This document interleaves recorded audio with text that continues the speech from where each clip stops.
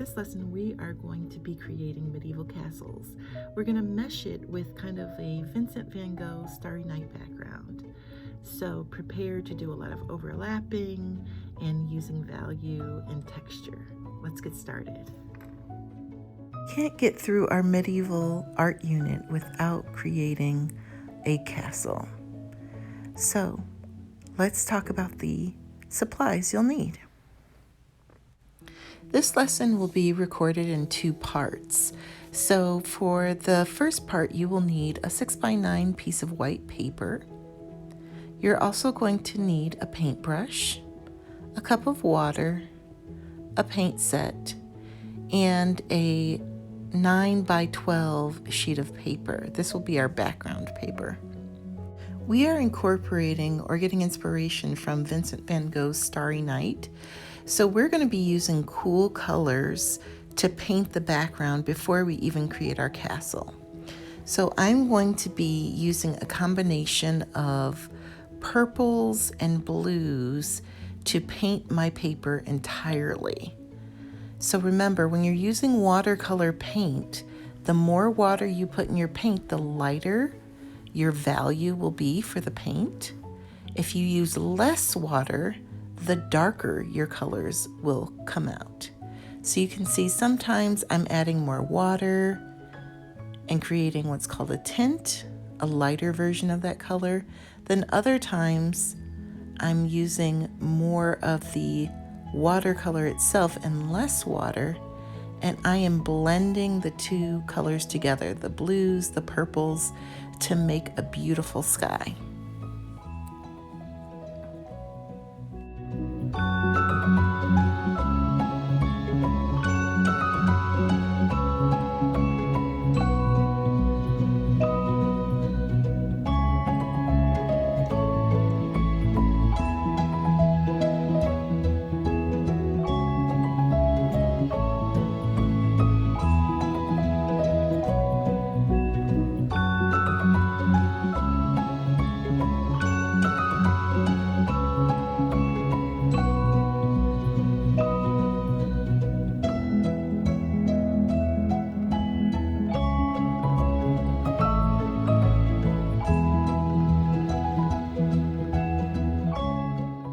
Now, once I get to almost the bottom of my paper, I would say about a third of the paper at the bottom should be left white. I'm going to switch and use my green to create a ground for my eventual castle to sit on.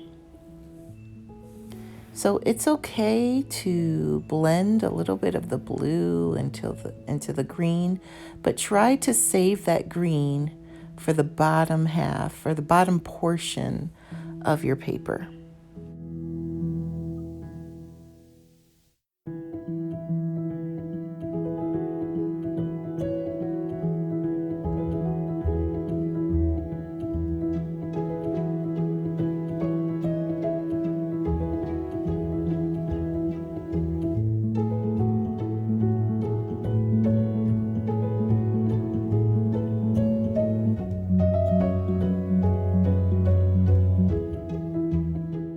Once you're done painting your background, set it to the side somewhere safe so it can dry. While our background paper is drying, we're going to start using our pencil to sketch out our castle. So you should be working with your paper horizontally, and let's start in the middle. We are going to sketch a trapezoid shape. And this trapezoid shape can be used for stairs. It can be used for a bridge that's leading to your castle. So I am sketching horizontal lines across for either one.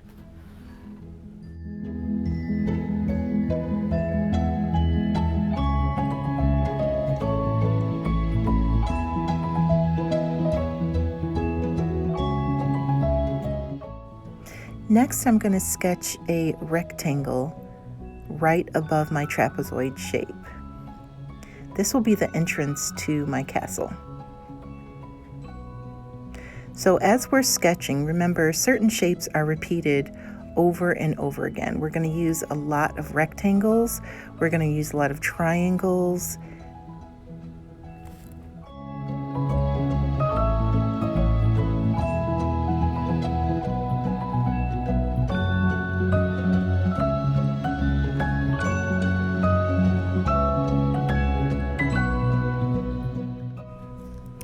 Once you finish your entrance, I want you to constantly be thinking about symmetry.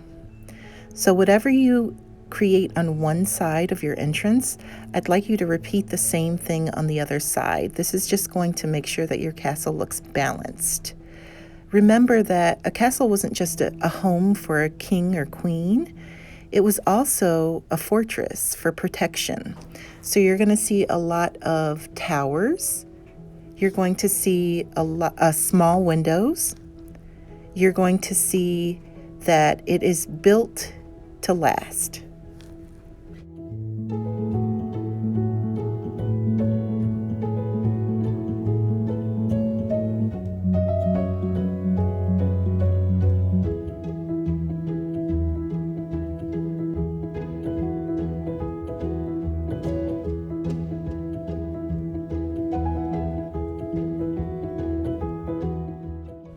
The line that I'm using at the top of my towers is called a dental line because it reminds one of the shape of teeth, but it was also used in castle architecture for knights or soldiers that would protect the fortress so they could easily have protection from the high points, but also stick their weapons down through the low points, just in case they needed to defend the king or queen.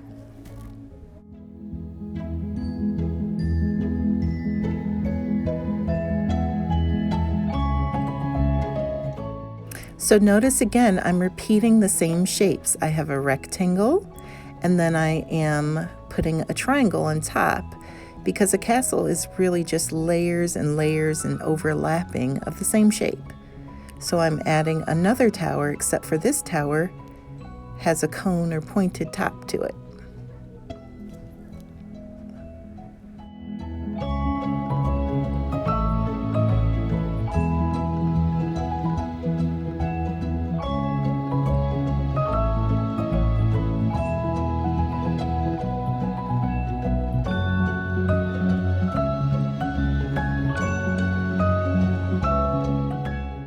Think about the size and shape of your triangles and rectangles. So I'm using the exact same triangle and rectangle shape. However, I'm making it smaller to create a trellis or a balcony on the front of my castle.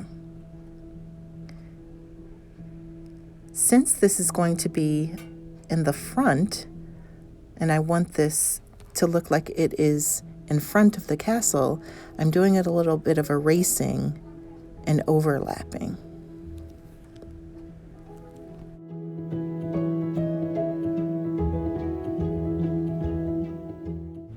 Now it's time for doors and windows. Usually the doors were nice and wide so that horses, knights, armies could get through, but they were also protected sometimes by a drawbridge, sometimes by gates. Remember, the main goal is to keep the king and queen safe. So I'm drawing these lines through my opening on this particular castle just to show that there is some protection on this castle.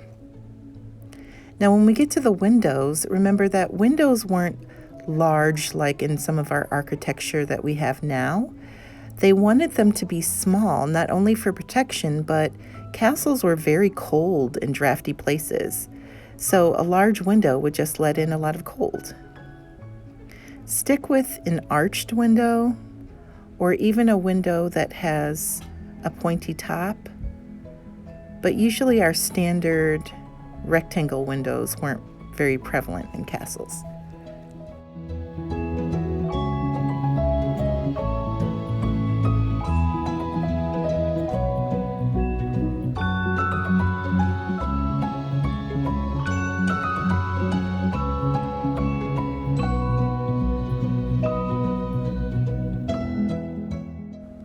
Now it's time for details, details, details.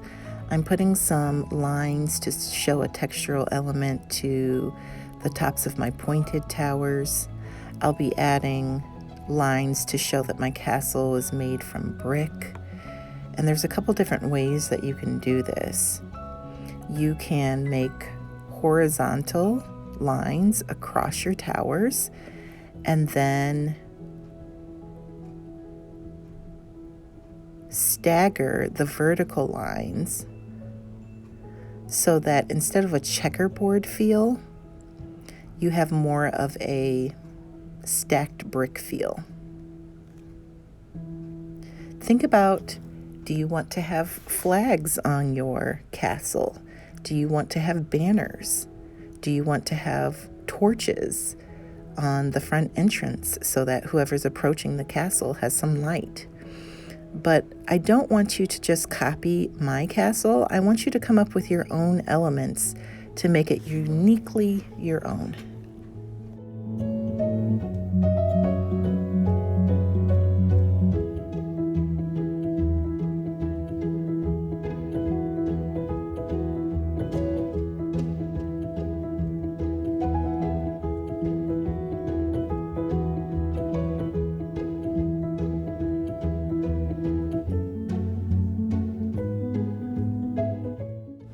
Castles are not smooth, so remember, try to add as much line as you can to show texture, to show that they are made from bricks.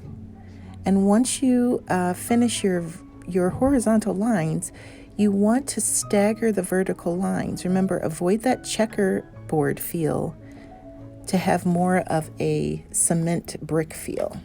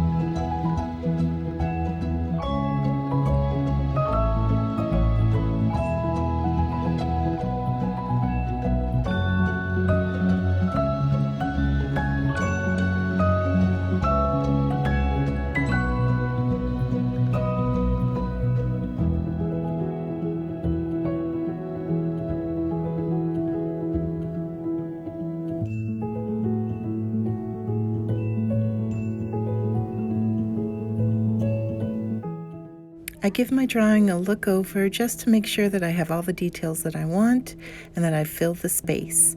Make sure to save your drawing and your background for next lesson.